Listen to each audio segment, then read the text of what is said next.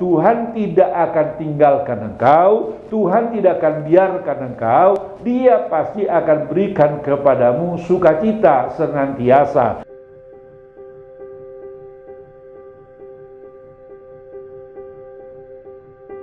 Shalom. Kembali kita berjumpa pada kesempatan ini, khususnya di akhir tahun ini, dengan bersyukur dan berterima kasih bahwa Tuhan telah pimpin kita selama tahun 2022, dan sebentar lagi kita akan mengakhiri tahun 2022 ini dengan segala suka dan dukanya, Bapak Ibu sekalian. Firman Tuhan mengatakan bahwa supaya kita beroleh hati yang bijaksana, maka kita harus menghitung hari-hari kita. Pemazmur berkata, ajarlah kami menghitung hari-hari kami sedemikian rupa, supaya kami beroleh hati yang bijaksana. Maksud dari menghitung hari-hari adalah merenungi perbuatan-perbuatan Tuhan dalam hidup saudara selama tahun 2022 ini. Pasti ketika kita menghitung hari-hari kita atau merenungi hari-hari kita selama tahun 2022 ini, pasti ada yang mengalami kesedihan, katakanlah demikian, mengalami kegagalan, mengalami kesulitan. Misalnya ada di antara kita barangkali yang kehilangan orang-orang yang kita kasihi, ada di antara kita yang kehilangan pekerjaan, kehilangan uang, dan lain sebagainya.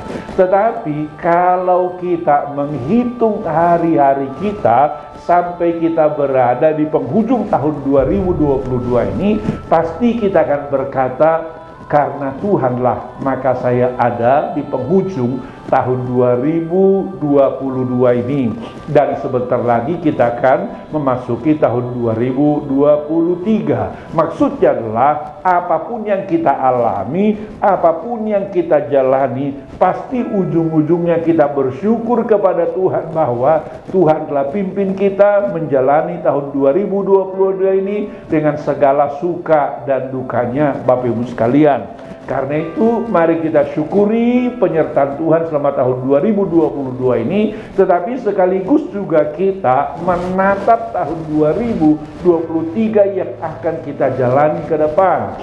Nah, apa sih kiat bagi kita untuk menjalani tahun baru ke depan? Pertama, saudara harus tetap percaya bahwa Tuhan tidak akan tinggalkan engkau, Tuhan tidak akan biarkan engkau, Dia pasti akan berikan kepadamu sukacita senantiasa. Itu yang pertama. Yang kedua adalah kita harus percaya bahwa Tuhan akan terus membela kita, terus menjaga kita. Dia tidak akan tinggalkan kita, Dia tidak akan biarkan kita. Lalu yang ketiga, kalaupun ke depan kita akan menghadapi tantangan, menghadapi persoalan, percayalah Tuhan pasti akan berikan kepadamu kemampuan menghadapi persoalan dan masalah itu. Kenapa? Karena kita yakin firman Tuhan berkata bahwa Tuhan tidak pernah membiarkan persoalan melewati hidup kita, melebihi kekuatan kita. Artinya, kalaupun Dia berikan atau Dia izinkan persoalan melewati hidup kita, maka Dia pastikan bahwa kita bisa menyelesaikan itu.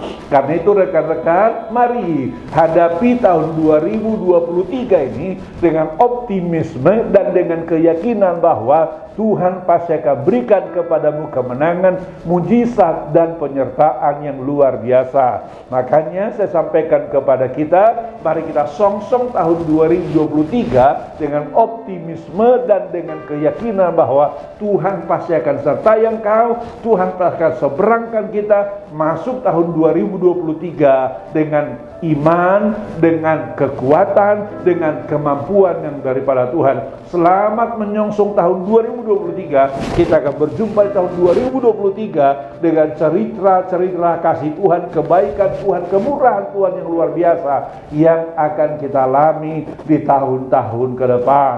Tuhan Yesus memberkati kita sekalian. Shalom.